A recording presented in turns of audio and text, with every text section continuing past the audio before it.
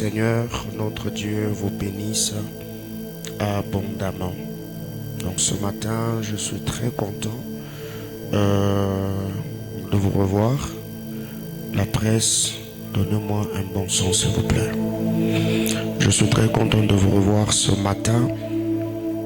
Toute la semaine, je n'étais pas ici. Le mardi à la réception, le mercredi, le vendredi, pour deux raisons. Il y a d'autres personnes qui nous ont écrit, mais disant qu'ils étaient passés le mardi. On les a dit que j'avais un problème de santé. Non, je suis en forme. Donc je ne suis pas malade, je n'ai pas un problème de santé, mais seulement depuis le dimanche soir, j'ai commencé mes interventions chez l'apôtre Patrick Yave, où nous avons travaillé dimanche à lundi. J'ai apporté la parole vendredi et hier samedi et je clôture la conférence Shalom Célébration ce soir. Donc c'est la première raison de mes absences la semaine. Et la deuxième raison, c'est que depuis le dimanche soir, j'étais en retraite à la maison. Je m'étais vraiment retiré en prière.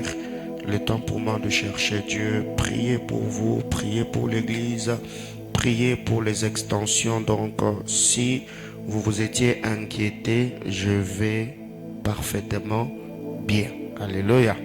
Dis à ton voisin, papa n'est pas malade. Donc, je vais très bien. Et hier, par la grâce du Seigneur, nous avons béni le mariage de notre sœur Judith Mpécha et le frère Arthur Kassongo. Donc ça s'est très bien passé. Et ce matin, par la grâce du Seigneur, je suis très content de voir l'ambassadeur de Kasumbalesa qui s'appelle le pasteur Jonathan Mouzadi. Donc le pasteur déjà, c'est le dernier dimanche de sa vie où il est célibataire. Amen, amen. Vous voyez même, donc même la manière de s'asseoir sur la chaise a changé. Vous voyez, donc maintenant là, il est comme ça. Parce qu'il sait que la gauche est occupée. Alléluia. Donc nous allons recevoir le pasteur Jonathan et Maman Ruth alors qu'ils sont debout. Est-ce qu'on peut m'aider à acclamer le Seigneur? Monsieur, madame, que Dieu vous bénisse abondamment. Est-ce que vous pouvez m'aider à les déplacer? Les chaises de devant sont vides. Aidez-moi, pasteur, maman. Est-ce que les protocolaires sont là? Prenez leur bagage. Pasteur, attendez, prenez le sac, prenez tout ce qu'ils ont, installez-le ici devant, s'il vous plaît. C'est notre pasteur, donc quand il vient, on doit vraiment l'honorer. Encore maintenant qu'il est marié. Donc il ne faut pas cacher tout ça dans la foule. Merci beaucoup papa et maman, prenez place. Que le Seigneur vous bénisse abondamment. Donc le pasteur Joe va célébrer ce mariage. Il a déjà tout fait. Le mariage coutumier était déjà fait. Donc cette semaine, nous allons célébrer le mariage civil et le mariage religieuse. Religieux ou bien religieuse? Religieuse, hein? Religieux. Mariage religieux. Bon, tu gardes Jésus là pour toi, comme ça tu vas l'ajouter au prochain numéro. Alléluia. Donc vraiment, il va se marier cette semaine. Et nous sommes vraiment trop fiers. Nous sommes trop fiers. C'était vraiment ma prière que le Seigneur vraiment donne au pasteur Joe une bonne et belle femme. Donc vraiment, en tout cas, Maman Ruth, vous êtes les bienvenus dans la famille. Merci beaucoup de l'avoir accepté. Nous vous souhaitons toutes les bonnes choses dans votre foyer, dans votre ministère et dans l'église où le Seigneur vous a placé. Alléluia. Alors aide-moi également à saluer ton voisin. Dieu soit loué. Donc ce matin, nous restons assis. Nous allons lire la parole de Dieu. 2 Samuel, chapitre 16. 2 Samuel, chapitre 16. Je vais vraiment m'efforcer d'enseigner ce matin parce que c'est vraiment le fardeau qui m'anime ce matin.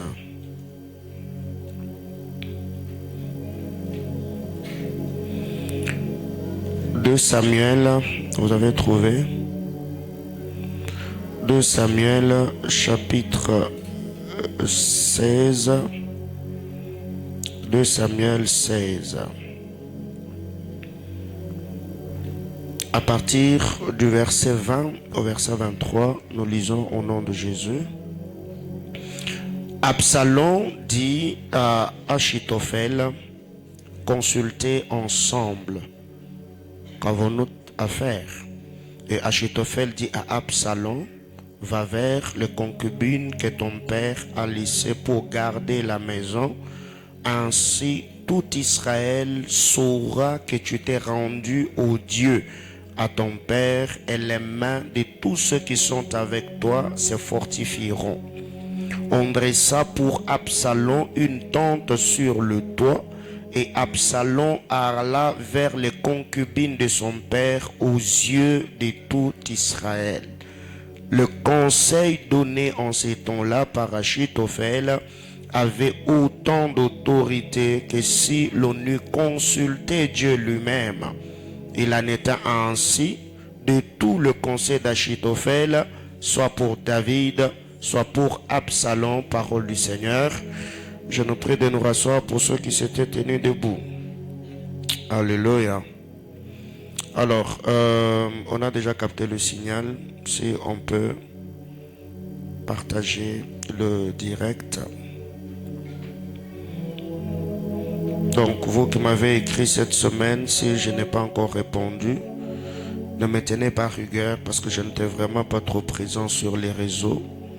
Je crois que cette semaine, je vais me rattraper.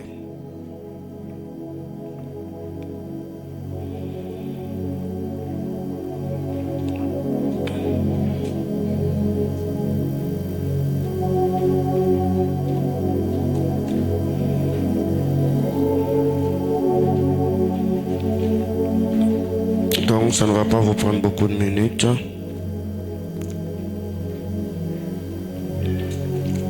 C'est juste aller sur ma page, piquer le lien et se déconnecter.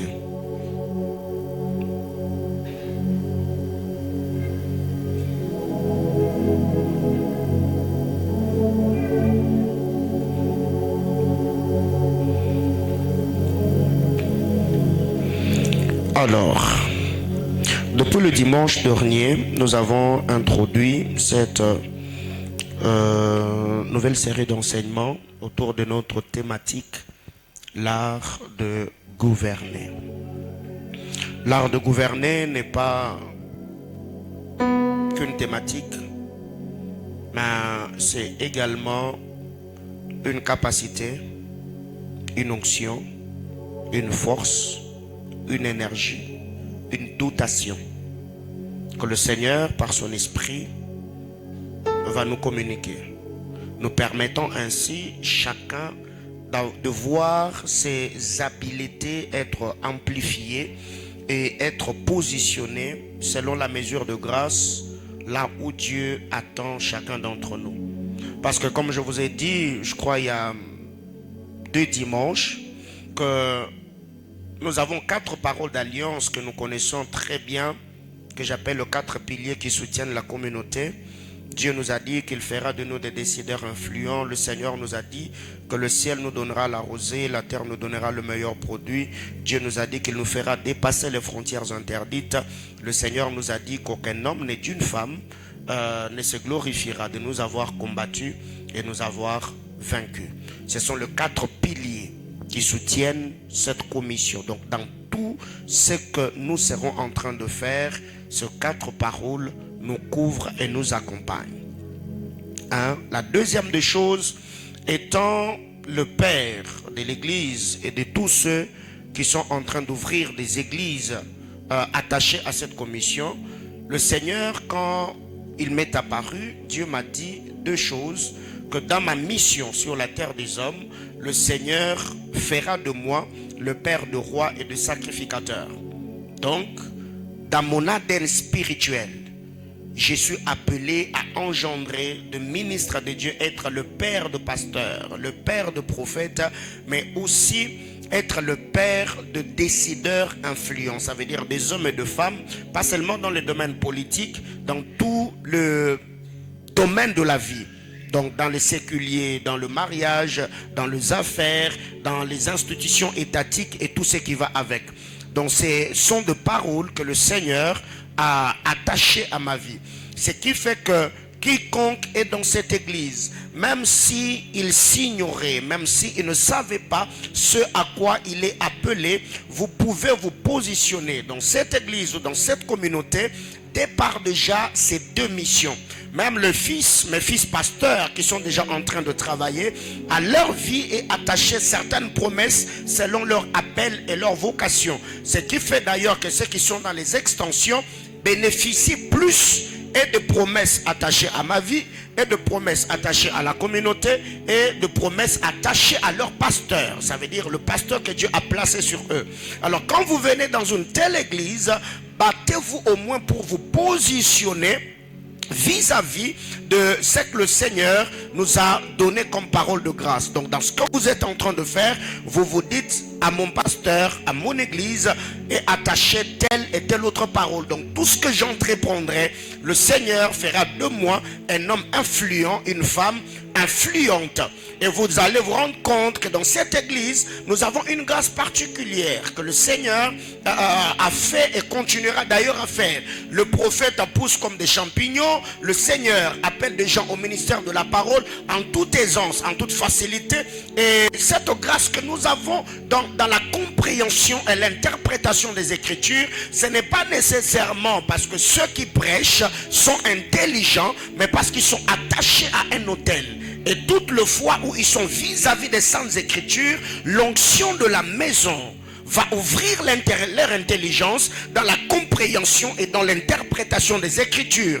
Et j'ouvre une brèche pour remercier le berger Aaron et le berger John qui nous ont abondamment béni la semaine. Vous voyez ces genres de choses. Je sais déjà que je sois présent, que je sois absent, cette commission va continuer parce que mes entrailles spirituelles n'étaient pas asséchées. Le Seigneur m'a donné des hommes et de femmes qui, à mon absence ou à ma présence, vont continuer à bénir l'église du Seigneur et à édifier le peuple de Dieu. Donc je suis en train de croire que quand vous priez, vous êtes en train de prier dans cette église, le parole attaché à cette commission va vous positionner de manière stratégique. Ce qui fait que la politique de l'infiltration divine s'activera en chaque saison, en chaque période, afin de vous placer, afin de vous aligner, afin de vous positionner là où vous devez être, afin que les hommes qui seront dans votre environnement voient la gloire de Dieu dans votre vie et vous reconnaissent comme il se doit. J'entends quelqu'un me dire amen. L'art de gouverner. En parlant de l'art de bénir, nous avons dit l'art, c'est la manière de faire. Les habiletés, les capacités, les compétences. C'est que diriger, gouverner, régner n'est pas d'abord question de volonté.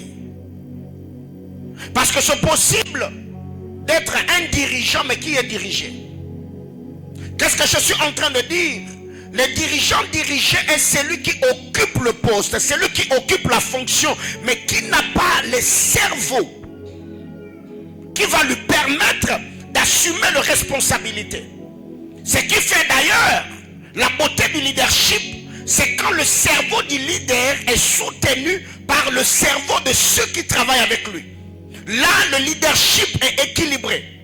Mais c'est un danger permanent que d'être un leader, que tout ce que nous faisons, les initiatives, les idées, les décisions qu'on arrive à prendre, et que cela est influencé par ceux qui sont autour de nous. C'est que c'est bien et beau quand toi-même tu sais où tu vas, là où tu conduis le peuple, et ceux qui sont autour de toi peuvent venir avec ce que le Seigneur a mis en eux, afin que vous mettiez ensemble ces choses. Mais c'est vraiment un grand danger si vous êtes leader, vous êtes appelé à diriger, vous êtes appelé à gouverner, vous êtes appelé à conduire les intelligent et vous êtes incompétent, votre leadership sera soutenu par le cerveau de ceux qui seront autour de vous. Et le jour où ces gens prendront la décision de se retirer de vous, vous allez vous écrouler. Parce que vous ne saurez pas où vous appuyer, à quoi vous agripper pour maintenir votre autorité. Alléluia. Alors, l'écriture que nous avons lue, la Bible claire, Absalom appelle Achitophel. Et tous ceux qui travaillent dans la cour du roi, parce qu'Absalom est le fils de David, qui s'était rébellé à son père. Il a envié le trône et il s'est attaqué à l'autorité de David. La Bible claire, David appelle Achitophel. Et David va lui dire, non, Achitophel est appelé par Absalom. Absalom va dire à David, consultez-vous, réfléchissez ensemble. Dites-moi qu'est-ce que je dois faire. Ça, c'est déjà un grand danger. En ces temps-là, David était loin de l'Éternel. Il était loin par un prophète comme Samuel. David avait la carrure. Et vous verrez que David, dans son environnement, il n'avait pas qu'Achitophel. Il avait des prophètes comme Gad. Avant que Nathan ne meure, il avait le sacrificateur Sadok et tous ceux qui travaillaient, Abiatar et les autres.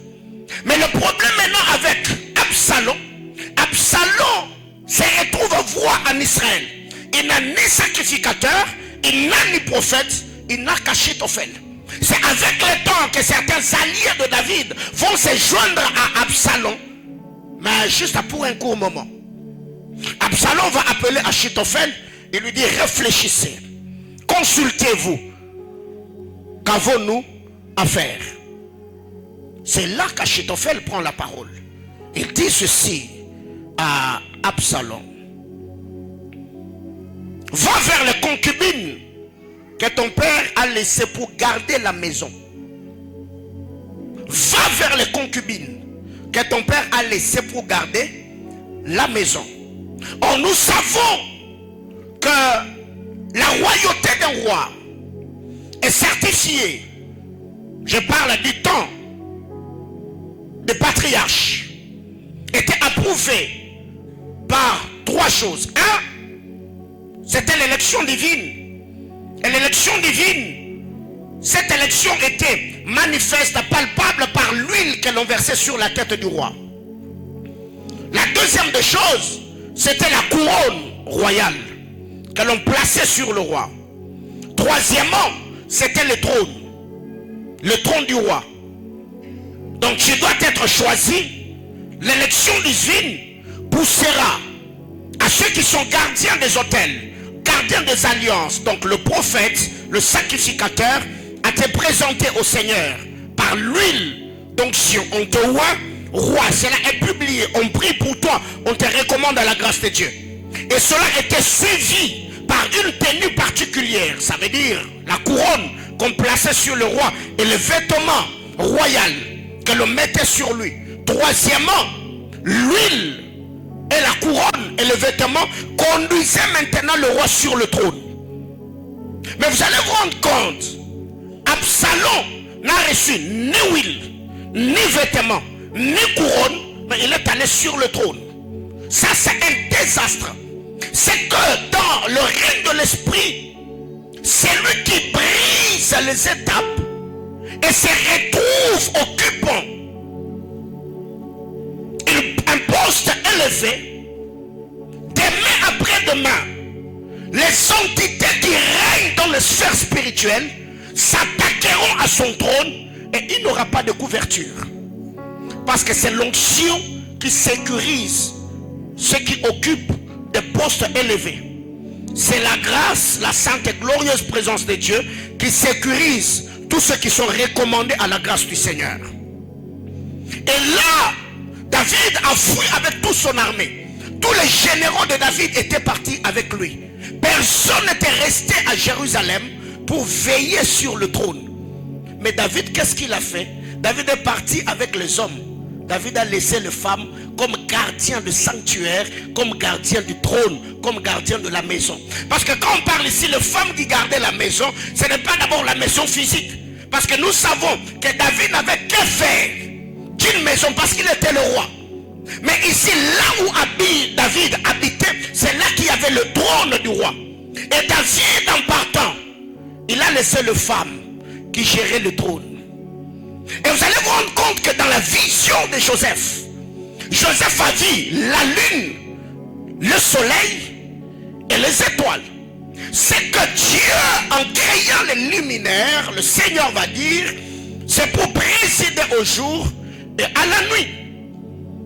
C'est que quand vous allez dans le Parlement céleste, la lune plutôt, le soleil est le président. Et la lune occupe la fonction d'assistante. C'est que quand l'homme n'est pas là, maman peut prendre le contrôle de gérer le trône du Père, de sécuriser son autorité et de prendre soin même de sa spiritualité. On en parlera peut-être au culte de famille. Alors qu'est-ce que nous devons retenir ici? Achitophel va dire à Absalom, si tu veux avoir le trône, attaque-toi à ceux qui veillent sur la maison. Si tu veux détrôner ton père, ne cours pas derrière David. Va vers celles qui sont gardiennes des semences de David. Donc ces femmes. Est-ce que quelqu'un me comprend jusque-là? Moi je veux régner à la place de mon père. Je veux les détrôner. Mais au lieu qu'Achitophel dise à David, prenons les armes, prenons le militaire, poursuivons David, atteignons-le et tuons-le. Achitophel dit à Absalom, va d'abord coucher avec les femmes de ton père. Ainsi tu te rendras aux yeux de ton père et tu vas fortifier les mains de ceux qui sont avec toi. Honnêtement par là, mes amis, c'est absurde. N'est-ce pas? Ça ne cadre pas. Comment est-ce que ceux qui sont avec moi seront fortifiés en apprenant que moi je suis sorti avec les femmes de mon père? Mais c'est non-sens, ça ne s'explique pas. Mes amis, la Bible est un livre de spiritualité. Quand vous ne comprenez pas certaines choses, asseyez-vous et posez des questions qu'on vous explique sur comment vous devez faire pour avoir une vie au palier supérieur et avoir vos destinées briller. Les concubines, les femmes de David, étaient le gardien des autels et des sanctuaires. David n'était pas là. Le trône de David, la maison de David, c'était les femmes. La presse, arrangez-moi le micro. C'était les femmes de David qui veillaient sur la maison de David. Et même quand vous lisez la parole du Seigneur, tous les rois qui ont exercé, vous verrez toujours gardien de maison, gardien de la maison du roi, gardien de la maison du roi, gardien de la maison du roi. Les gardiens de la maison du roi sont des entités, des esprits, des êtres, pas seulement spirituels, mais des êtres physiques qui opèrent dans la spiritualité pour soutenir et affermir le trône du roi. C'est dans cette optique que l'apôtre Paul va nous parler de Janès et de Jambres, qui étaient le gardien de l'autel et des sanctuaires de Pharaon.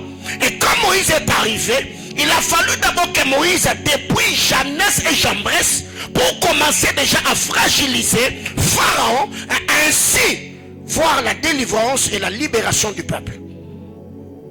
L'église est avec moi? Donc ici nous voyons Achitophel qui donne le conseil à Absalom. Il lui dit, va auprès de femmes de ton père, tu te rendras au Dieu. Tout Israël saura, et les mains de tous ceux qui sont avec toi se fortifieront. Oh, vous devez savoir, la force de l'intimité, c'est le secret. Alléluia. Je me réserve. La force de l'intimité, c'est le secret. David, quand il était en communion avec cette femme, ce n'était pas la belle étoile. C'est ce qui fait d'ailleurs que ce moment soit spirituel, mystérieux et efficace. Mais écoutez ce que Achitophel va dire à Absalom. Va vers les femmes de ton père, mais ne les fais pas secrètement. Ils sont montés au toit, sur le toit de la maison, on a mis une tente là-bas. Tout Israël était là. Et Absalom sortait avec le femme de son père en plein jour. Quelles sont les vérités spirituelles autour de toutes ces choses? Alléluia. Le soleil est témoin. Les astres porteurs des lumières sont témoins. Le peuple est témoin. Les esprits étaient des témoins.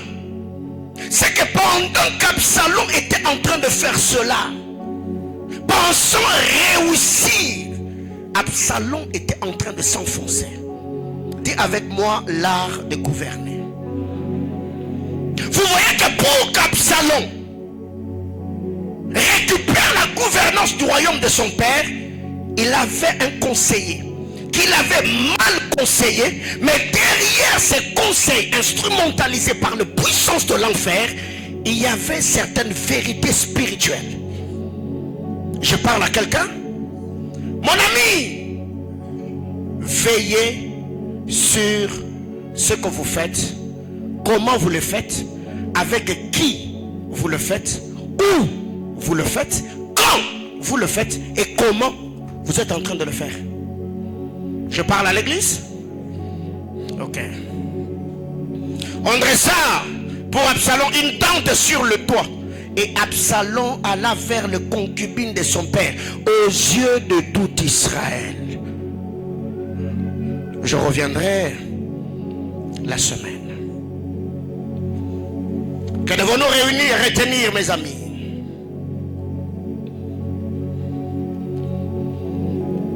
Ce matin, je parlerai de quelques forces à engager ou quelques pouvoirs. Engager parce que gouverner engage le pouvoir. Dans l'art de gouverner, il y a plusieurs réalités qui vont entrer en jeu. Le bataille de Dieu, on en parlera la semaine. Le bataille de Dieu, la confrontation des divinités, le bataille de cerveau, le bataille des muscles, le bataille de l'armée. Il y a plusieurs choses qui entrent en jeu. Et ici, je toucherai plus que tout le domaine. Matériel, financier, relationnel, intellectuel, militaire, ainsi de suite. Parce que vous devez savoir, tous ceux qui règnent, leur pouvoir, leur autorité est soutenue par certaines choses invisibles que nous ne voyons pas. Parce que la Bible déclare dans le livre de Psaume, les cieux sont les cieux de Dieu, mais il a donné la terre aux fils des hommes. Donc c'est que sur terre, nous sommes dans une lutte. Soit tu es gouverné, soit tu es gouvernant. Et ceux qui gouvernent, ils doivent engager certaines forces, engager certaines autorités et engager certains pouvoirs afin pour maintenir leur vie sur la terre des hommes et accomplir ainsi fidèlement la mission que Dieu les a confiée. Premier pouvoir, je ne vais pas m'attarder dessus parce que nous ne sommes pas dans l'armée. C'est le pouvoir militaire. Dans l'art de gouverner, comprenez que c'est le deuxième dimanche du mois, donc ça sous-entend qu'on est dans notre culte de puissance. Dans l'art de gouverner, ceux qui gouvernent, ils peuvent gouverner par le pouvoir militaire ou la force militaire. La force militaire doit être engagée. Juge chapitre 6, le verset 2 et le verset 3. C'est l'histoire de Madianite, l'histoire de Gédéon. Quand je parle de Gédéon, je parle des enfants d'Israël. Pourquoi le Madianite les accablait? Pourquoi le Madianite le maltraitait? Pourquoi le Madianite ont pris les dessus? Parce que militairement parlant, le Madianite était plus fort qu'Israël. Pourquoi le roi de Moab a fait appel au roi de Madian? Parce qu'il savait qu'avec son seul armée, il ne saura pas fragiliser les enfants d'Israël et le vaincre. Pourquoi dans 1 Roi chapitre 22, Akab a fait appel à Josaphat? Parce que Akab savait que son armée n'allait pas lui donner la victoire dans cette bataille où il était allé pour récupérer la terre de Ramoth en Galade. C'est que ici, utilisant ou engageant le pouvoir ou la force militaire, on peut également se trouver des alliés. une très bonne armure, des armes sophistiquées, comme aujourd'hui nous avons des armes modernes et tout ce qui va avec. C'est que dans chaque période, dans chaque dispensation, il y a une armure appropriée pour livrer de bataille. Si aujourd'hui vous allez en guerre comme au temps des enfants d'Israël, eh bien vous allez crever. Si vous prenez des épées, vous prenez des lances comme David, vous prenez des javelots, vous prenez des boucliers, vous allez crever. Parce qu'aujourd'hui, il y a des gens, il peut ne pas avoir envoyé des militaires au front, mais le drone peut survoler sur vous, bombe, pour vous bourrer. Alléluia. C'est que vous devez savoir que dans chaque saison, dans chaque bataille, n'utilisez pas l'armure que vous avez utilisée hier. Il se pourrait que hier cette armure-là était bonne, mais par rapport aux batailles présentes, cette armure-là peut être inefficace, pour ne pas dire révolue, par rapport aux besoins de l'heure. C'est que tout homme spirituel, dans chaque bataille de la vie, il doit consulter l'agenda de Dieu pour poser des questions au Seigneur par rapport à cette réalité. Quel type d'arme que je dois utiliser? C'est pourquoi la Bible déclare: prenez toutes les armes de Dieu. Et dans quelques ces armes de Dieu, on nous a présenté des échantillons de quelques armes. Mais quand on dit toutes les armes de Dieu, ce n'est pas que les armes énumérées sont tout ce qu'il y a dans le carquois de Dieu. Je prends un exemple. Tu es là, tu fais face à certaines batailles. Tu entres en prière, papa. Dieu te dit, faut libérer les paroles dans l'air. Le vent peut devenir une arme de destruction massive pour toi. Dieu peut te donner une instruction. Quand tu pries, parle à la terre. La terre peut devenir une arme de destruction massive. Le Seigneur peut te dire, donne l'instruction aux astres porteurs de lumière. Quelqu'un comprend de quoi je parle? C'est que vous devez comprendre que dans le bataille de l'esprit, mes amis, il faut avoir la foi. Et ne pas devenir trop cartésien, cherchant à comprendre ce qui se passe. La Bible déclare: priez pour vos ennemis. Mais Dieu nous a pas dit comment nous devons prier. Quelqu'un comprend de quoi je parle? Dans ce cas, il y a le pouvoir ou la force militaire. 2, il y a ce que j'appelle le pouvoir spirituel ou la force spirituelle. Nombre chapitre 22, verset 16 au verset 18. Nombre chapitre 22. Bien-aimés dans le Seigneur, si les uns ont régné par le pouvoir militaire, les autres régnaient par le pouvoir spirituel. Balak régnait par la force de son armée, mais Balaam régnait par son illumination spirituelle. Quand vous lisez la parole dans cette portion d'écriture, la Bible déclare que Balak a envoyé les hommes importants de son royaume. Il les a envoyés vers Balak. Malgré cela, Balaam a refusé. Il a dit: allez dire à Balak, je ne bougerai pas ici. Après cela, et le roi de Moab et le roi de Madian envoyèrent une équipe plus puissante, plus forte, plus influente. Et quand ces hommes sont arrivés là où était Balaam, Balaam leur a dit: allez dire à Balak, même quand il m'enrichira et me donnera des trésors pleins, remplissant une maison, vous allez lui dire que moi je ne bougerai pas. Je ne dirai que c'est que le Seigneur. Quelle est cette influence que Balaam avait?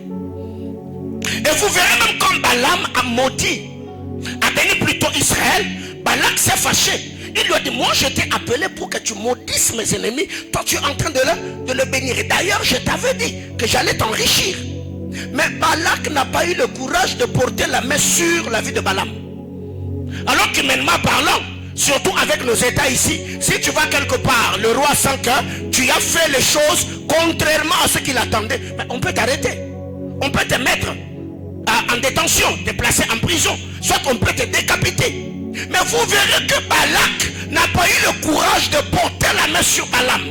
Parce que Balak savait que cet homme, de la même manière que moi, mon royaume est affermi par l'armée militaire, cet homme est une entité spirituelle qui a des esprits et des êtres qui veillent et travaillent sur lui, ou travaillent avec lui. C'est qu'on peut régner par la force spirituelle. Mes amis, lisez la parole de Genèse à Apocalypse.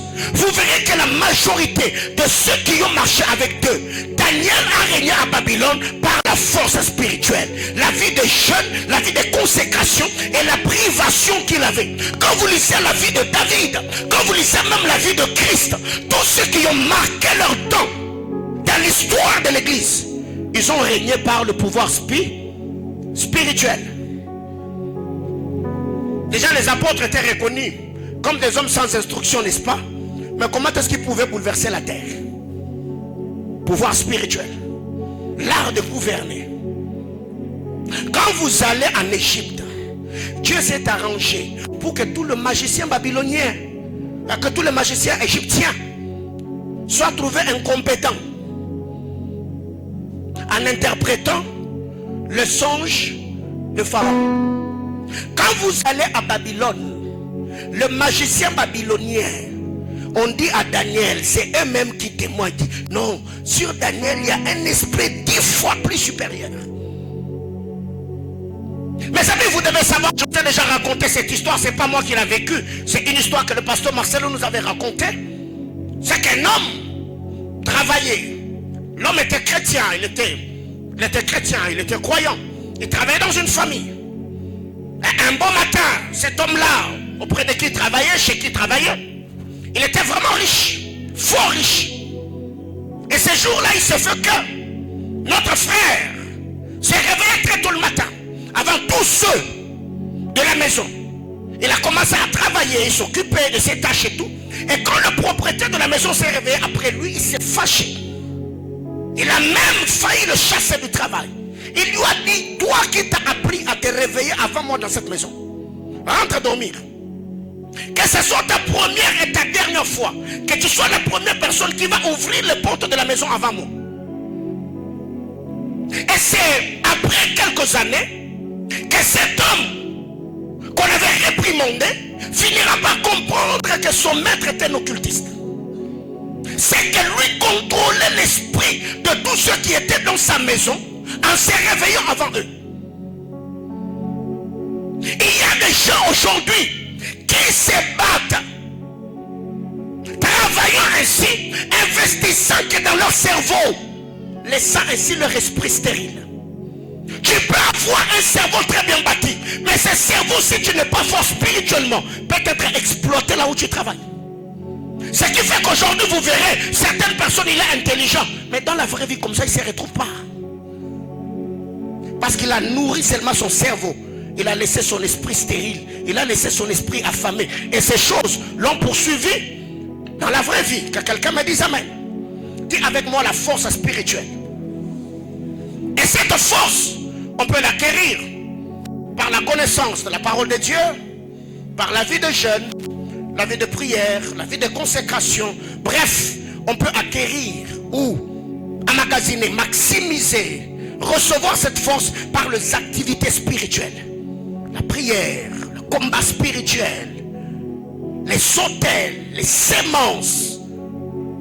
Ça va nous permettre ainsi à nous positionner.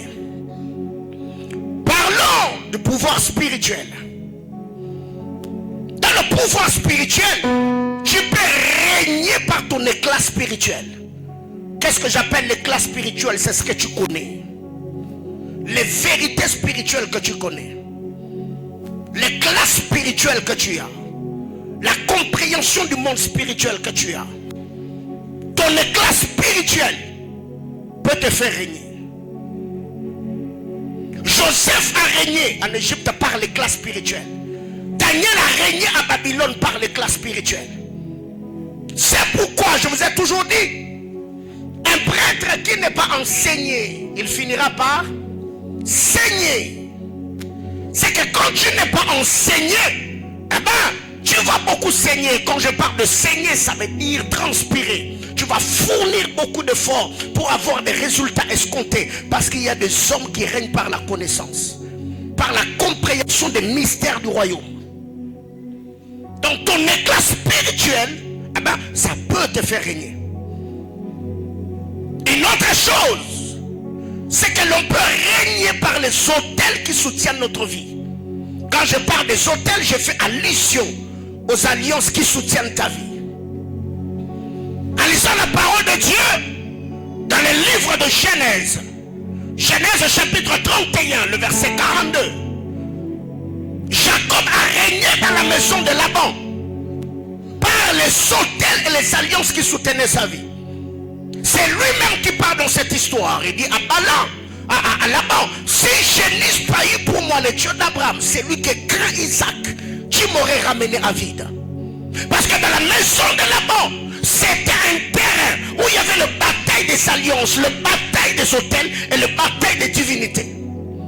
Parce que Laban était un prêtre, il avait des divinités que nous appelons Téraphim. C'est que vous devez savoir, mes amis, vous êtes de cette église, vous êtes attachés à cet hôtel. Il y a ces messages que nous vous prêchons. La vie est spirituelle. Ce n'est pas votre beauté qui va vous garantir le mariage. Ce n'est pas votre taille qui va attirer un homme. Ce n'est pas votre cerveau bien bâti qui va vous placer à un niveau élevé dans une entreprise. Mais c'est l'éclat spirituel que vous avez qui vous fera remarquer. Est-ce que je parle à quelqu'un? Quand vous lisez la parole de Dieu, est-ce que vous pensez que Esther était la plus belle en son temps? Mais non! D'ailleurs, elle était étrangère, elle était orpheline, elle n'avait pas une éducation ou une instruction la permettant ainsi de régner. Mais sur Esther, il y avait une grâce. La Bible déclare, quiconque l'a regardée, elle trouvait grâce. Ma prière devant le trône de Dieu, au-delà de ce que tu as comme capacité, au-delà que tu as comme grâce, j'ai pris que le Seigneur t'ajoute une chose qui te fera distinguer et différencier de ceux de ta génération. J'entends quelqu'un me dire amen. Elle avait ce que les autres femmes avaient, mais elle avait aussi ce qu'elle ne les avait pas. Elle était belle, oui. Elle était vierge, oui. Mais ce qui m'a amené la différence, c'est que Esther avait une grâce que ces femmes n'avaient pas. Que quelqu'un me dise amen. Donc vous devez vous rendre compte et comprendre que le Seigneur, le Dieu que nous servons, dans sa manière de faire, quand Dieu voudra te faire régner, il te donnera toujours un truc. Alléluia. Aide-moi à dire à ton voisin les trucs de Dieu. Les trucs de Dieu, c'est cette chose-là. Elle peut sembler être minime, mais c'est ce qui fera ta force.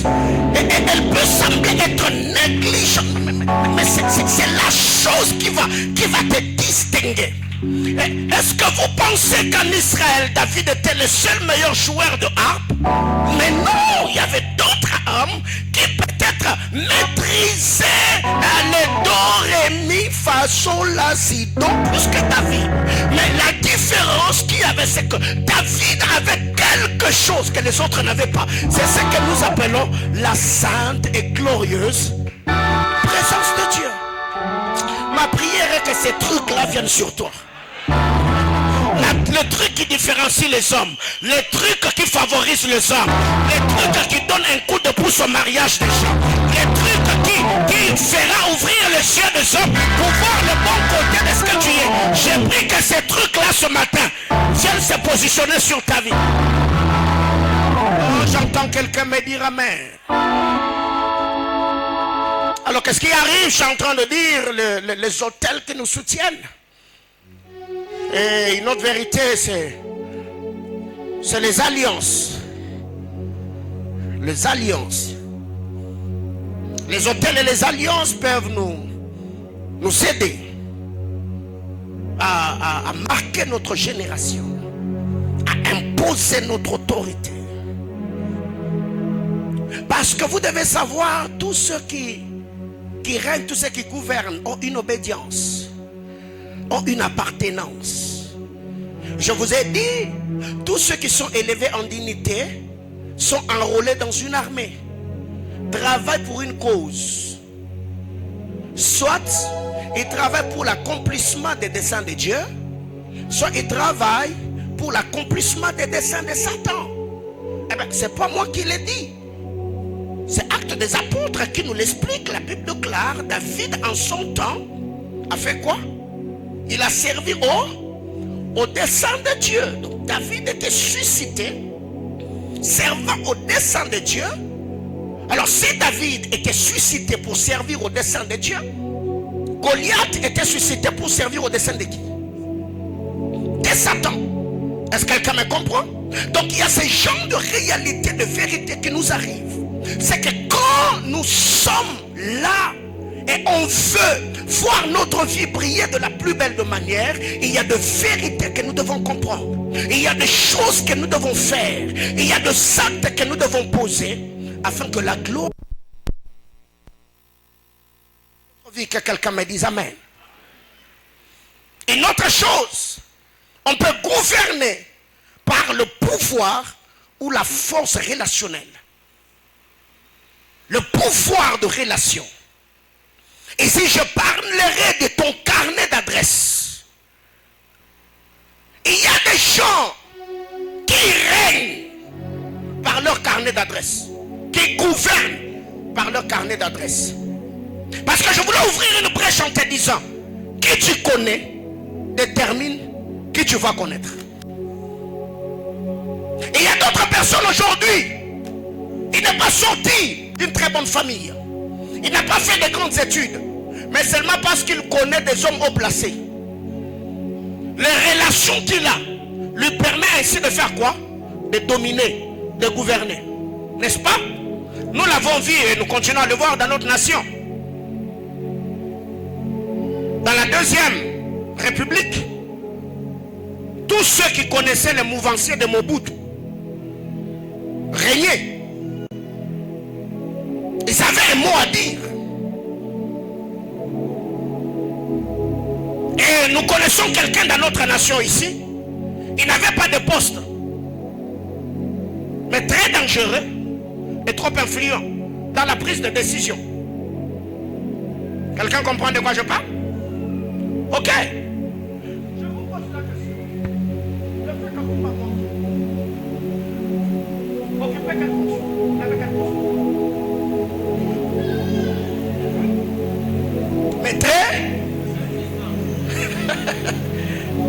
Les grandes décisions qui se prenaient dans la nation, le cerveau de cet homme-là était dedans.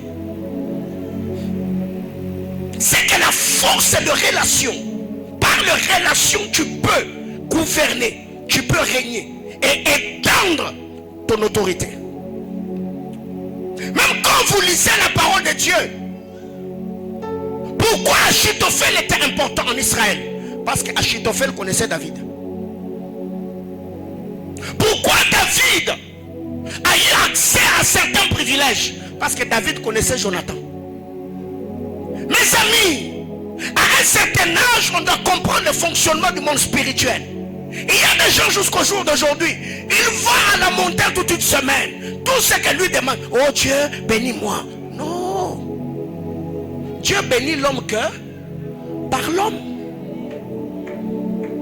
C'est que quand on atteint un certain niveau, on demande à Dieu des hommes.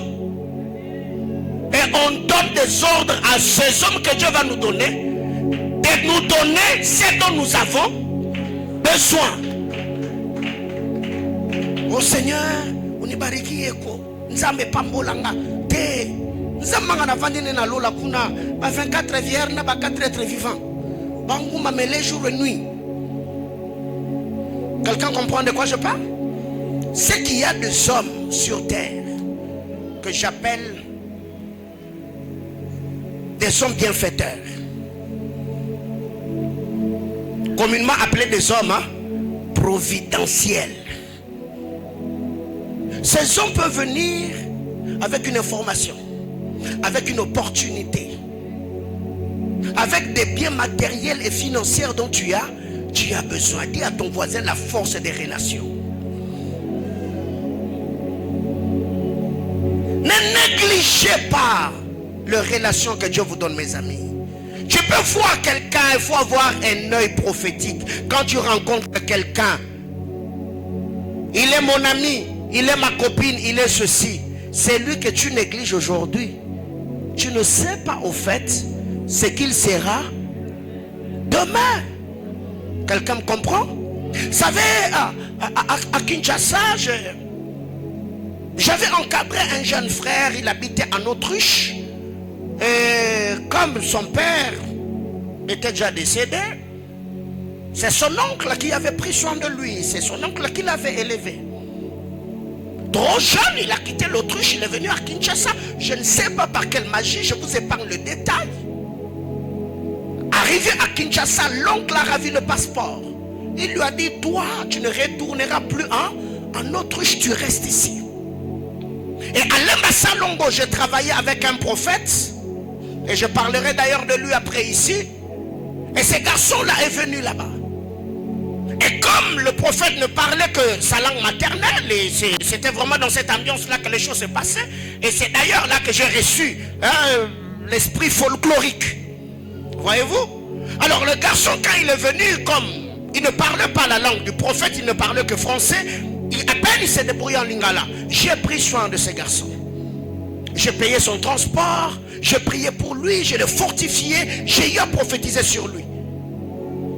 3, 4, 5 mois, le garçon a disparu.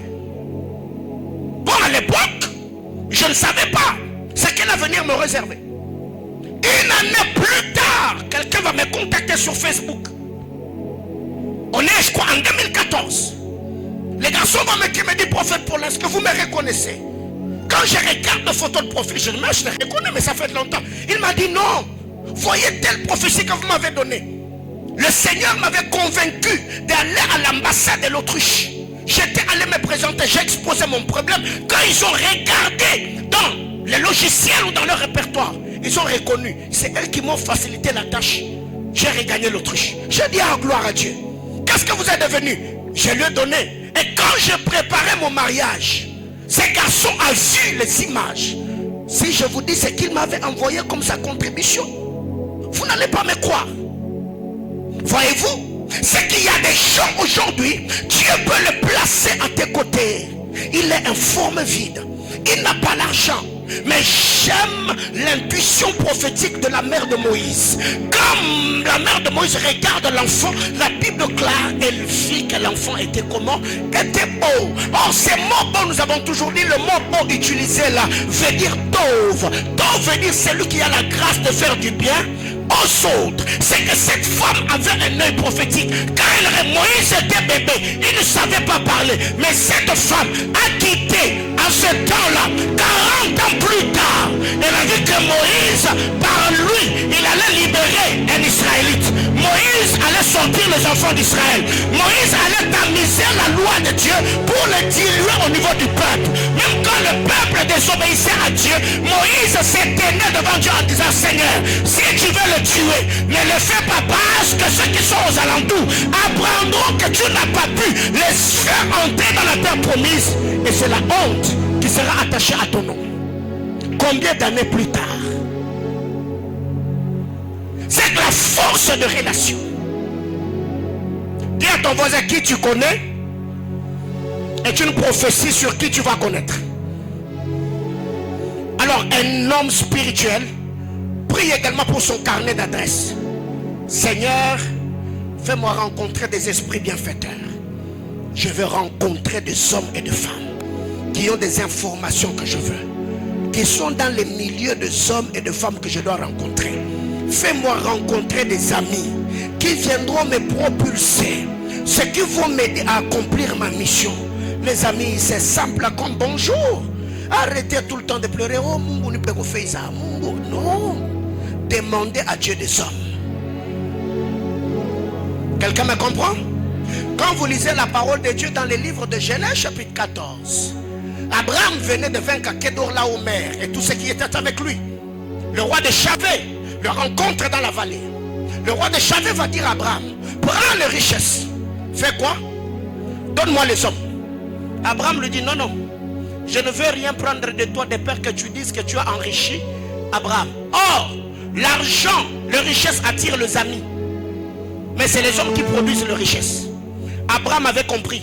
J'ai besoin des hommes pour me faire de richesses. Mais les richesses ne fait pas de richesses. Les richesses fait les richesses quand il y a les hommes. Je parle à quelqu'un. Si aujourd'hui tu as $1 million, tu le prends tu le mets dans ton compte en banque, tu fais 6 ans. Ça va se multiplier? Non. Mais si tu as des hommes, tu as le moyen, tu as les opportunités, dans 6 ans, tu peux recevoir plus d'un million. C'est que vous devez prier pour que Dieu fasse quoi? Enrichisse votre carnet d'adresses. Seigneur, ajoute à mon répertoire des hommes influents. Seigneur, ajoute à mon répertoire de femmes influentes. Parce que je vous ai toujours dit, Dieu, quand il veut bénir un homme, il va te créer une plateforme où il va te présenter. 2, il va te donner des hommes qui vont t'introduire. 1, il va te donner des hommes qui vont t'introduire dans cette plateforme. De 2, le Seigneur va te placer dans la plateforme où ce que tu fais sera vu. De 3, le Seigneur va t'introduire dans le cœur des hommes afin que ces derniers te fassent du bien. J'ai toujours donné cet exemple. La bouteille de coca dans le quartier, ça se va à combien? 2000, n'est-ce pas? 2000 francs dans le quartier. Mais quand vous prenez cette même bouteille, vous la menez au Pullman, ça 5 $. On a ajouté quelque chose dedans? Non, c'est la plateforme, c'est le milieu qui a changé.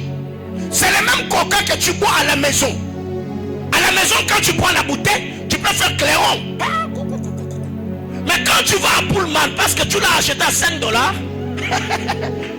tu peux faire 2 heures avec une bouteille que tu finis chez toi à la maison dans moins de 3 minutes. Charisme, on est où ta watt? Parce que c'est un Pullman. Alléluia. Talanza m'a présenté. Ah, nous sommes tous les alliés. Sambe a exposé. Que Dieu te place là où tu seras vu. Que Dieu fasse ta propre publicité. Oh non, non, non, j'étais en train de vouloir dire ça à l'esprit de quelqu'un. Ma prière devant le trône de Dieu, que ceux qui rêvent, que le Seigneur captive leur esprit et qu'ils voient des choses te concernant.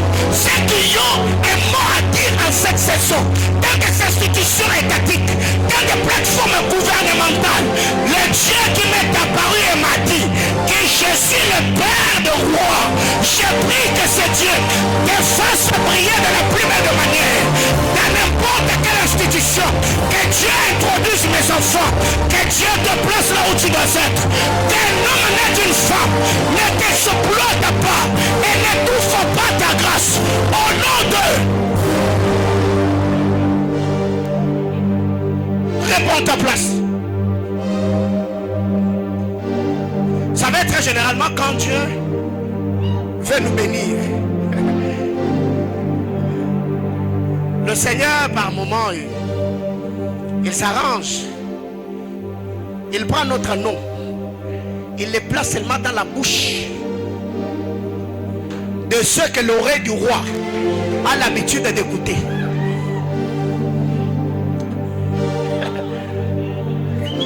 J'arrêtais.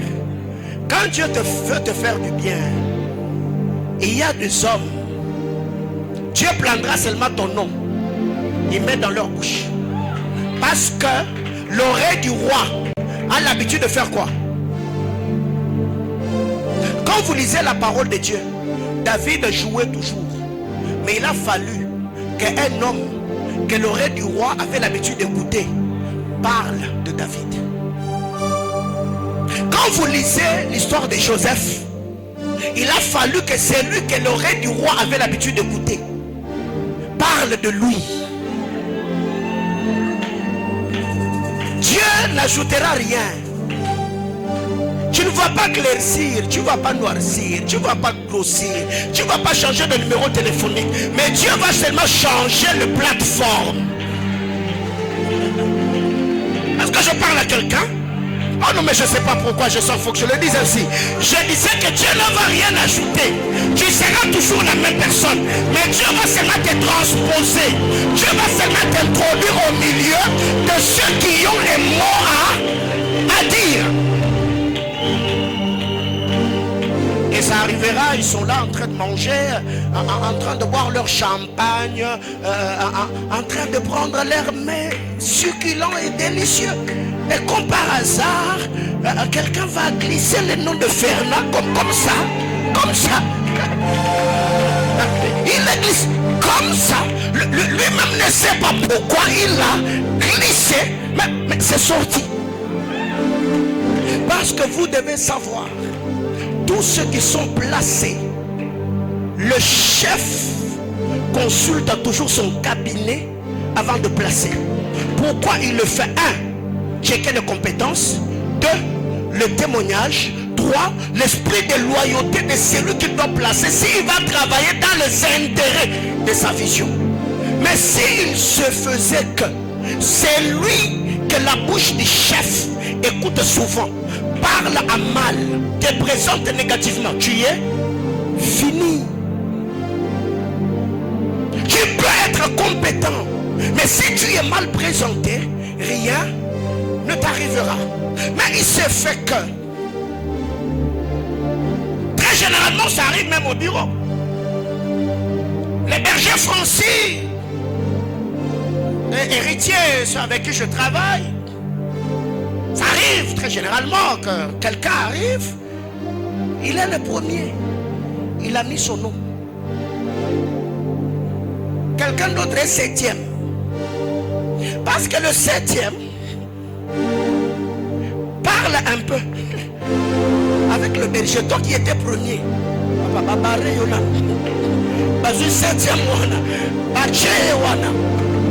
Pourquoi?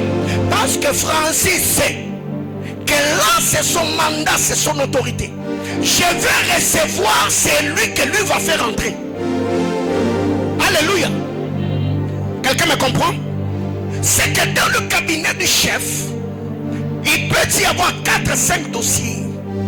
Mais si c'est lui qui est le secrétaire du cabinet, il prend ton dossier, il le place en bas.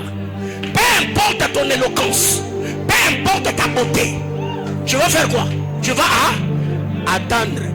L'autre là, parce qu'il parle bien avec le secrétaire, il va se retrouver servi, reçu en premier, parce que quelqu'un lui a facilité la tâche.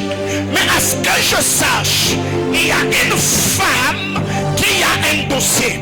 Et ce dossier a été mis dans le panier pendant Beraka sous forme de 12 requêtes de prière. Et moi je suis le chef, le directeur de cabinet du Seigneur. Je suis le Père établi ici. Ma prière devant le trône, je prends ton dossier. Parce que toi et moi on est en alliance. Parce que toi et moi on parle. Parce que toi et moi on traite. Tu vois le dossier du mariage là. Que Dieu te serve en premier.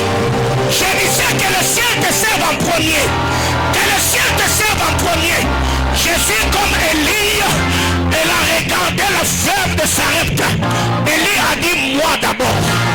Dis à ton voisin moi d'abord. Alors dis-le-lui moi d'abord. Même si lui ne répond pas, qu'il trouve aussi quelqu'un d'autre à qui il dira lui d'abord. Mais toi dis-le-lui quand même.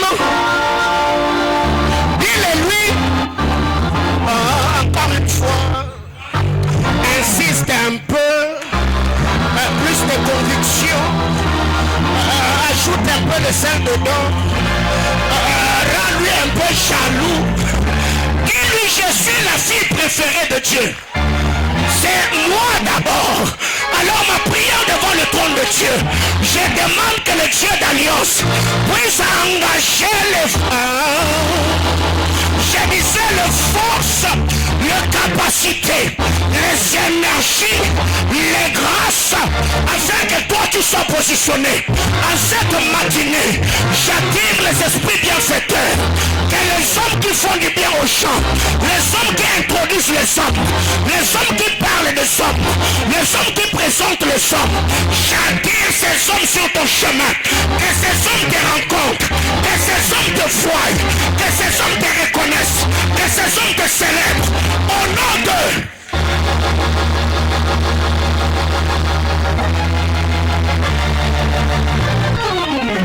savez, reprends d'abord ta place, reprends. Savez que Jean-Baptiste était divinement averti.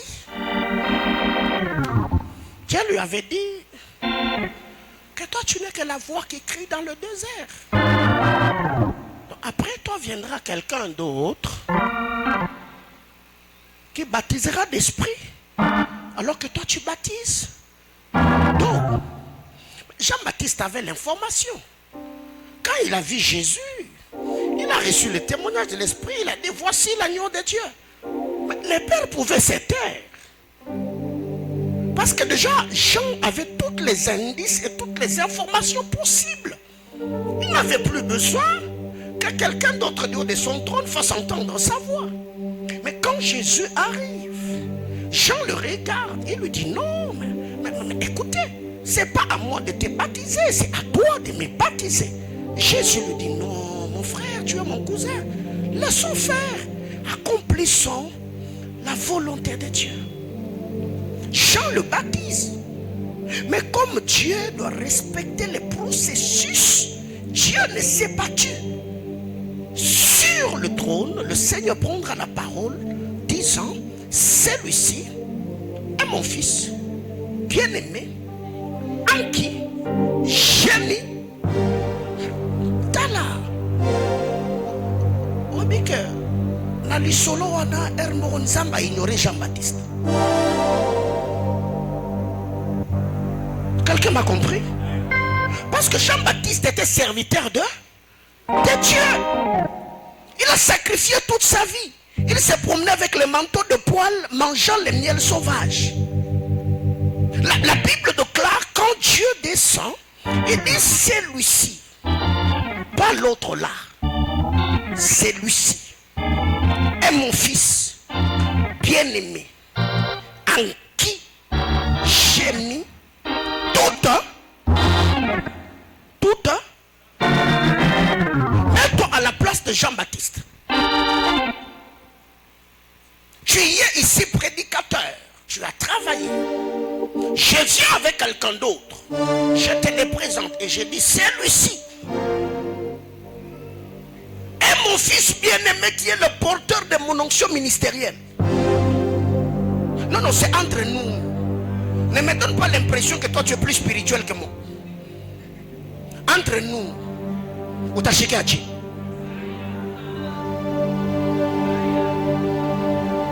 Chiro.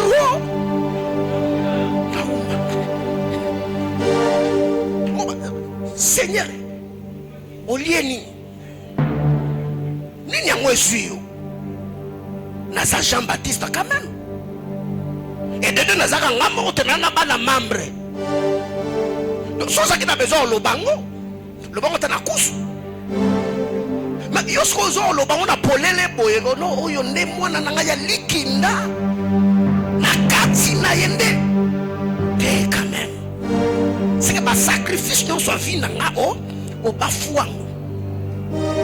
Là, devant le trône de Dieu, je te présente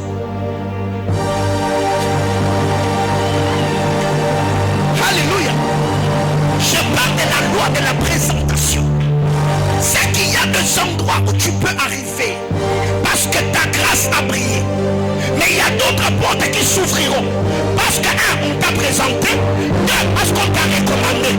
Alors dire ce matin, j'ai pris que la loi de la présentation et que la loi de la recommandation, que ces deux lois soient fusionnées afin que ceux qui font du bien aux gens, les décideurs qui décident sur l'élévation des gens, sur l'ascension des gens, sur la promotion des gens, dans cette boîte-là, dans cette structure-là, dans ce secteur-là, j'ai pris que les décisions se prennent, que ton dossier, que les hommes en débattent, et que tu sois placé là où tu dois être. Au nom de... Reprends ta place. Mais sûrement celui qui fait les affaires va se dire, mais écoutez, tout ce que le pasteur est en train de dire ce matin, donc nous, ça ne nous concerne pas. Non, ça te concerne aussi. Comment? Parce que tout ce qui arrive aux hommes sur la terre des hommes, dans le gouvernement de Dieu, il y a ce que nous appelons l'assemblée des décideurs. cette assemblée de décideurs, il y a des êtres autour du trône qui décident sur les ordres des humains, avec qui le Seigneur parle et s'entretient sur les événements qui doivent arriver sur terre. Et ces hommes dans leur structure travaillent également avec des esprits célestes, mais qui exercent leur ministère sur terre. Alléluia. Parce que vous devez savoir, il y a des anges de Dieu, mais qui ont la mission d'opérer, d'exercer sur terre. Alors vous êtes à 4, vous êtes à 5. Et moi ici, je t'ai présenté toi comme mon fils et ma fille dans le domaine des affaires.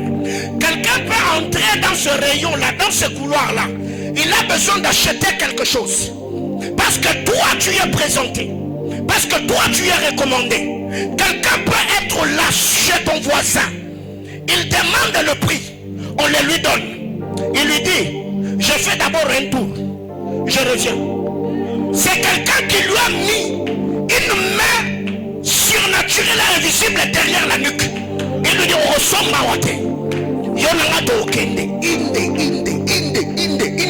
Jusqu'à ce que ma continue la boutique place ça. Article est à combien? Mais le problème est que yo c'est tellement oui valeur, il y a qualité au kaka. Mais yo m'a dit c'est quand même prix. C'est comme nous donnons le ça tamboli déjà trop. À combien pour nous habiter? On est dans son asukuna. 5 000 francs c'est quoi? 10 000 c'est quoi? 5 dollars c'est quoi? T'as son bagawa. T'as n'ami sa mutumo zaliawa. 10 dollars c'est quoi? 100 dollars c'est quoi? 1000 dollars c'est quoi? Ça me soit majoré salaire dans le hôtel. Ça me soit passion promotion et excellent le hôtel. Alors le hôtel. L'hôtel va qui c'est l'hôtel. Ça va ça la roga la poisson.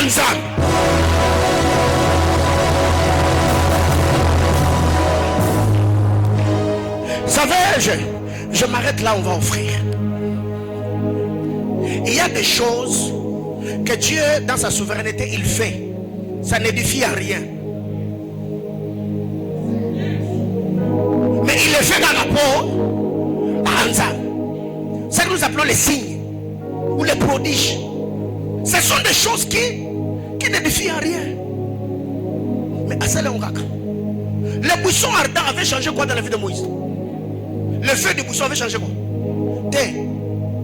Ça m'a créé un caca pour traumatiser petit. Alléluia.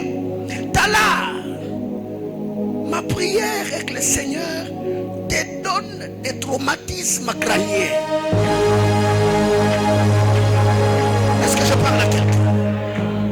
Il y a de ces choses où quand Dieu le fait, tu te regardes, tu regardes la chose, tu dis, alléluia. C'est pourquoi la Bible déclare, vous habiterez dans des maisons que vous n'avez pas. Donc c'est que en Italie, Italie Ndako, Italie famille Nabino, Italie Bandero Nayo, Italie Ndawa Zambate, Motuko Zambate, Mwansho Zambate, Motayo Zambate. Bon niveau beauté Nayo, Oyediam. Niveau ma capacité Nayo, Oyediam. Mais le problème jusque-là avec toi et moi, tu n'arrives pas à comprendre ce que je suis en train de dire. Ouvre-moi ta Bible, Esther chapitre 2. Et c'est là d'ailleurs que je m'arrête, on va offrir au Seigneur. Esther chapitre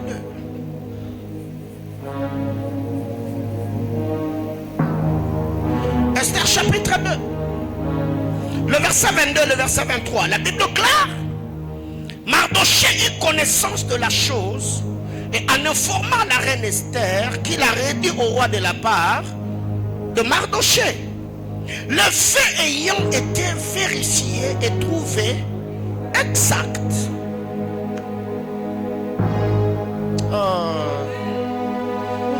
Dis avec moi, Seigneur, vérifie le fait.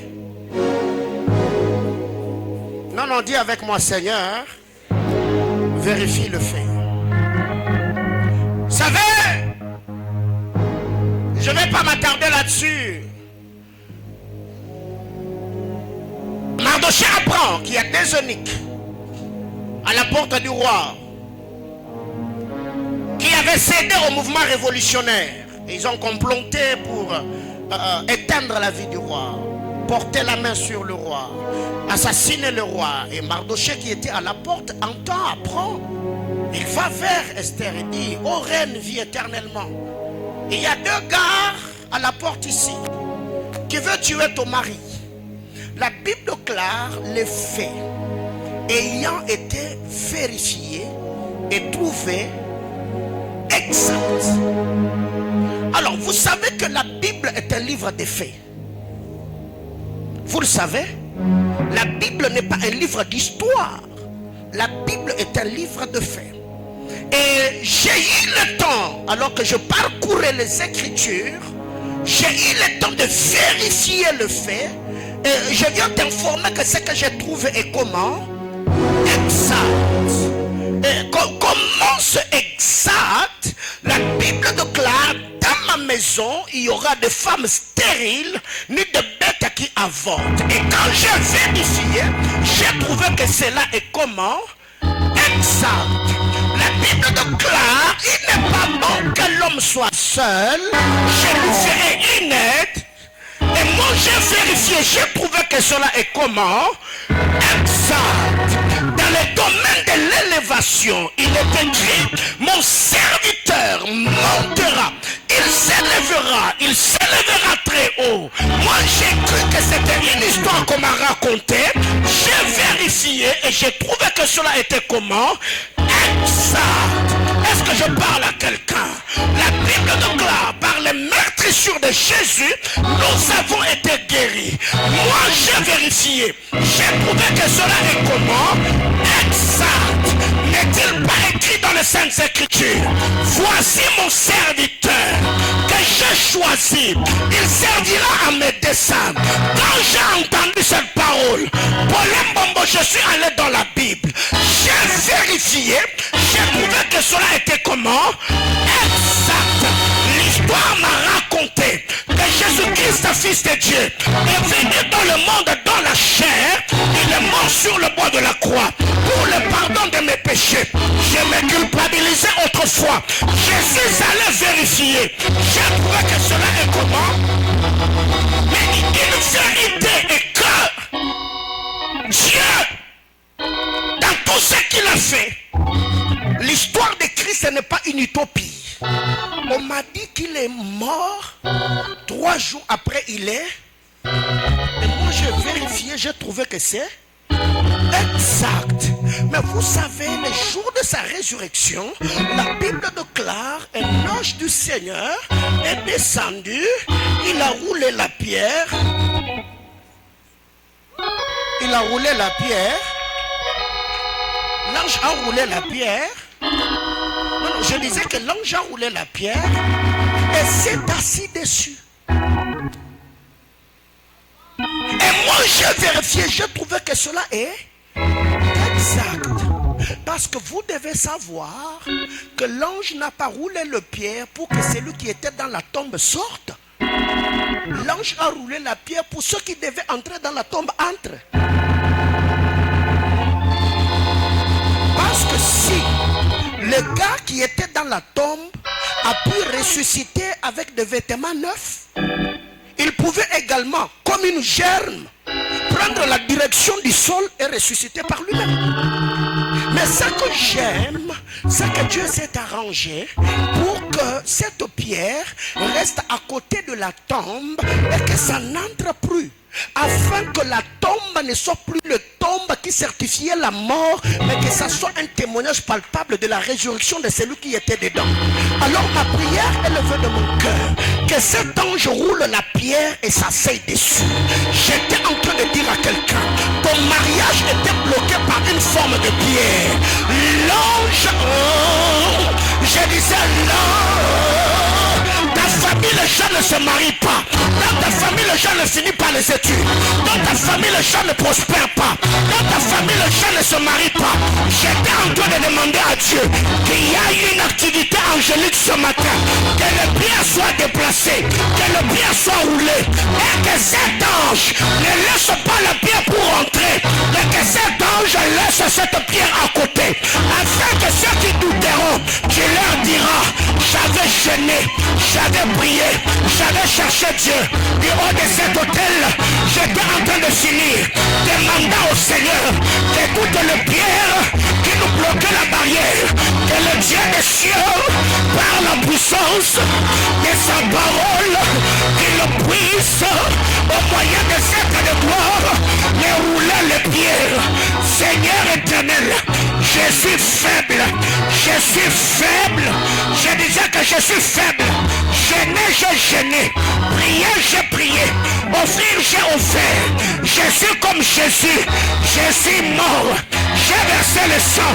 Épargne-moi de certains boulots. Épargne-moi de certaines activités. Fomole la malibanga. Nana lina bimanangai. Koku fana kufi. Koseko na sekwi. Nasima rasuma bangate. J'étais en train de dire à quelqu'un, ce matin, tu as adoré, tu as loué, tu as dansé. La parole, tu l'as entendue. Que le reste soit l'activité de Dieu. Je disais que le reste, que Dieu le fasse à ta place. Je disais que le reste, le Seigneur soit le fait dans la place. Ce matin, les faits ont été vérifiés et trouvés que c'était exact. L'histoire de ton mariage, moi j'ai consulté l'agenda de Dieu. J'ai vérifié. J'ai trouvé que c'est exact. Toi qui n'as point d'enfant, j'ai lu, j'ai vérifié, j'ai trouvé que c'est exact. Oh my God. Tape la main de ton voisin, dis-lui que cette histoire est exacte. Ma guérison est exacte. Mon élévation, c'est exact. Ma percée, c'est exact. Mon bien-être, c'est exact. Le succès est exact. Je ne sais pas si tu as une Bible, mais en rentrant à la maison, vérifie avec moi. Tu verras que ce que je dis est exact. Je disais que ce que je t'annonce est exact. Ce matin, éternel Dieu de gloire, la Bible déclare, parmi les gerbes, la gerbe de Joseph s'éleva et s'étend debout. Que le Seigneur t'élève et qu'il te relève. Que le Dieu des alliances t'élève, qu'il te relève. Là où le goût de la vie t'a mis à genoux, je prie que le Seigneur t'élève. Oh my God. Ah ma Père, ce matin, je n'ai pas d'autres enfants que ceux qui sont ici. Plaise à toi, ils se mêleront, passant des nuits bizarres, mangeant bizarrement, mais d'autant de douleurs, avant que je ne clôture ce programme de jeûne. Je te présente ces hommes, je te présente ces femmes. Ce sont les fruits de mes entrailles. Éternel Yahweh, élève-nous et relève-nous. Ceux qui doivent être élevés sont ceux qui n'ont jamais connu l'élévation, mais ceux qui ont été élevés et qui ont été déchus, à eux je demande que Dieu te relève. Dans les affaires, que Dieu te relève. Dans le mariage, que Dieu te relève. Dans le ministère, que Dieu te relève. Dans l'exercice des dons, que Dieu te relève. Ma prière devant le trône de Dieu, que le Dieu des alliances qui marche avec les hommes, que Dieu te pardonne, qu'il te donne un témoignage. Je disais ce matin que ces jeunes que j'ai fait te donnent un témoignage. Je répète encore que ces jeunes mangeant de quakers, mangeant de pain, et ces jeunes te donnent un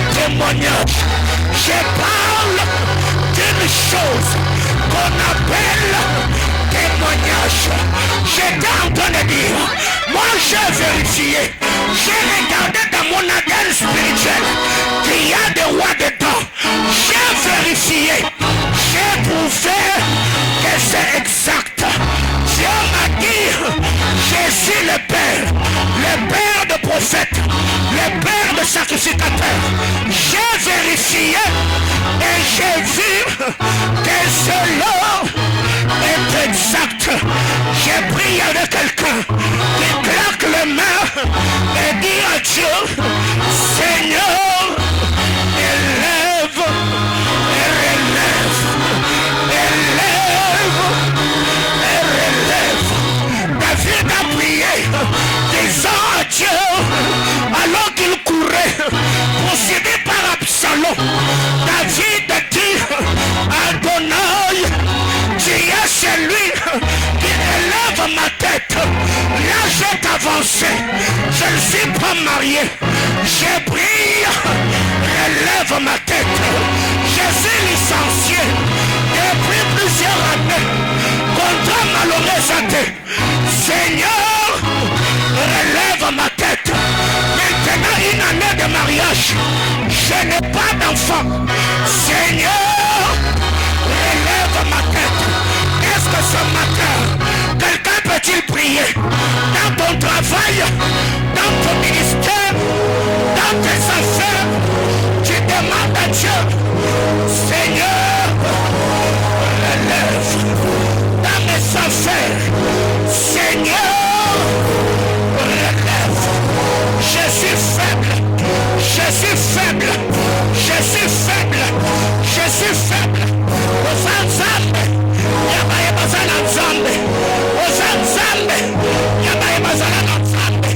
Ce matin, l'église prie.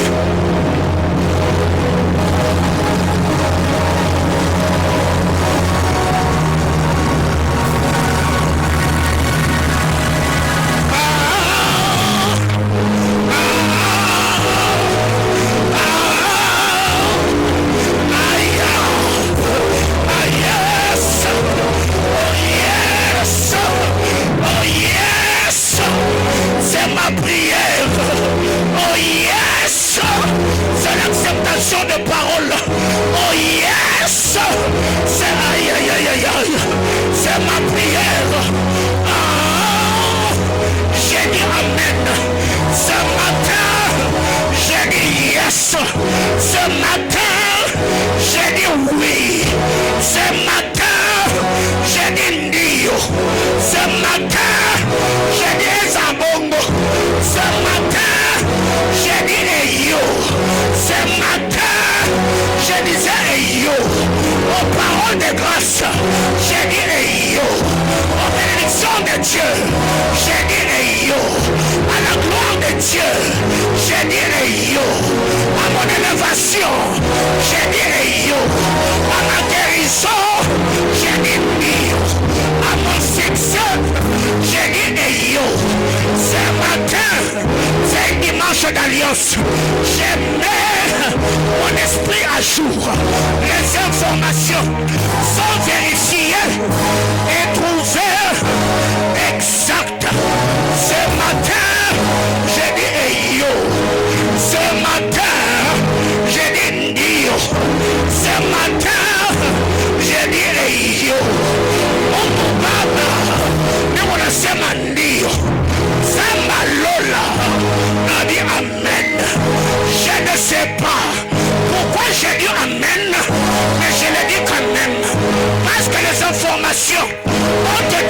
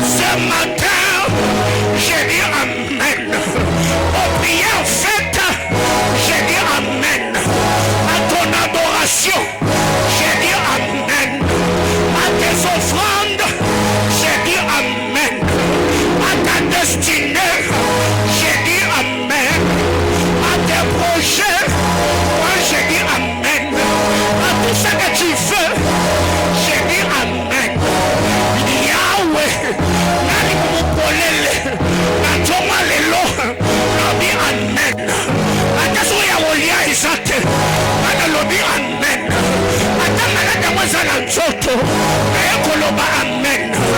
Usala wode kwe ba prometanga nalobi amen.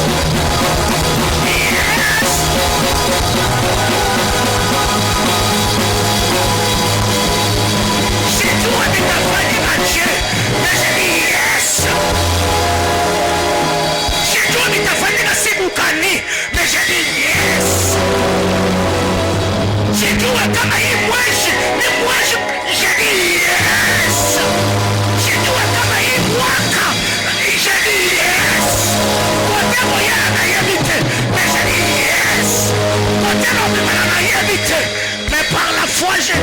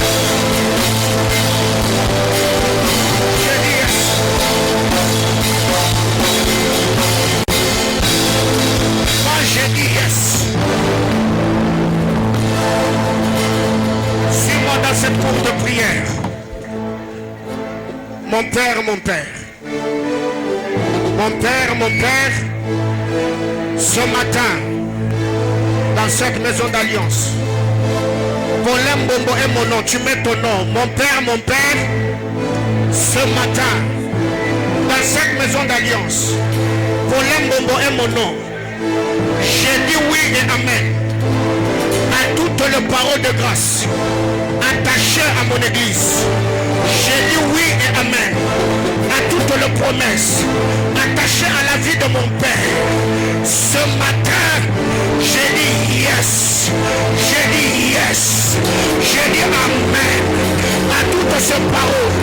J'ai dit amen aux promesses d'alliance. J'ai dit amen aux paroles de grâce. Je crois et je suis convaincu. Je reviendrai prochainement et m'agenouillerai devant l'autel, pas pour demander, mais pour témoigner, pas pour pleurer, mais pour danser, pas pour hurler, mais pour me réjouir. Je dis yes, je dis yes, aux paroles je dis yes, aux alliances je dis yes, aux promesses je dis yes, à la grâce je dis yes, à ton onction je dis yes, au nom de... Acclame le Seigneur.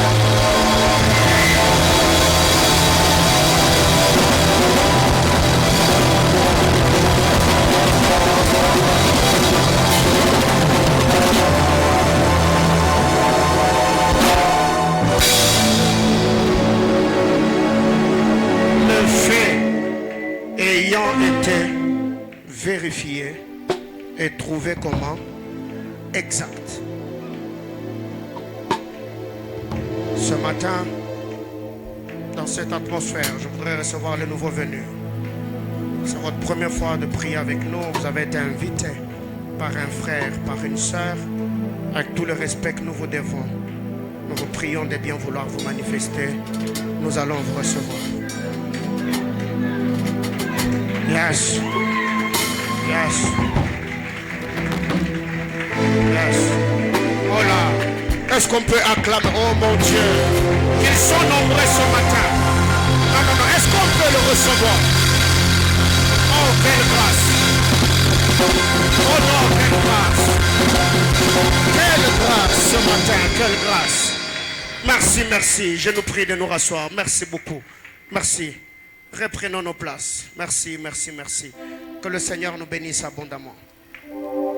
Vous êtes une grande bénédiction pour nous et c'est une joie immense que d'avoir communié avec vous ce matin. Après ces cultes, ne soyez pas pressés de partir. Vous allez occuper les chaises à l'extrême droit. Il y a de bien-aimés qui vont vous recevoir au nom de toute l'église qui les ont invités ce matin. On acclame le Seigneur. Marcelo, que Dieu te bénisse. Jean-Paul, que Dieu te bénisse. Oh, Dieu soit loué, Dieu soit loué. Que le Seigneur nous bénisse abondamment. Que le Seigneur vous bénisse, que le Seigneur vous bénisse. Est-ce qu'on peut les encourager ce matin? Dieu soit loué. Je vous prie de vous rasseoir, ma soeur. Prenez votre place.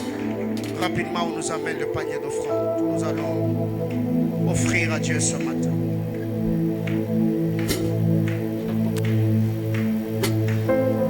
Comme c'est vérifié et trouvé exact, j'ai la certitude, j'ai la conviction que ni les choses présentes, ni les choses à venir, rien ne me séparera de l'amour de Dieu manifesté en Jésus-Christ.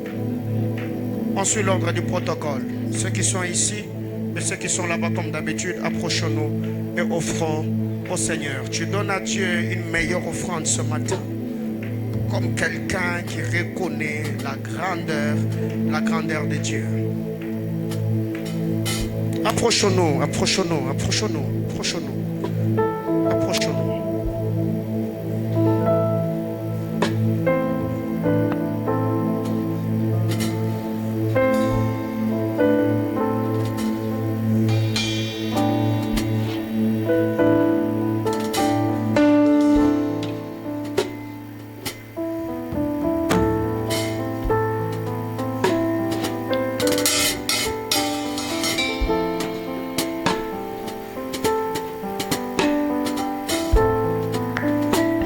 Dieu a un plan merveilleux pour chacun d'entre nous. Étant prophètes, nous ne sommes pas une église de prophétiseurs. Non, nous sommes une église qui enseigne la parole de Dieu. Et pour cela, je vous encourage à méditer, à scruter les saintes écritures à la lumière de l'Esprit de Dieu, pour comprendre les vérités spirituelles écrites dans les livres saints.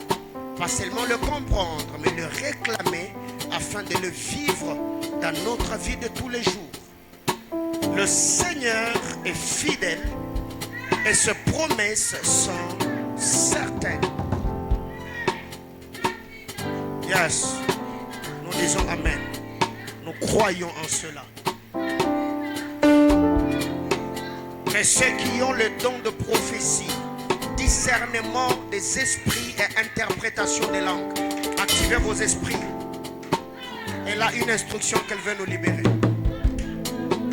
Même de la Amina qu'elle dit, ceux qui ont une capacité spirituelle peuvent capter une pensée précise du Seigneur. C'est une autre saison dans laquelle nous entrons. Yes. Amen. Amen. J'ai dit Amen.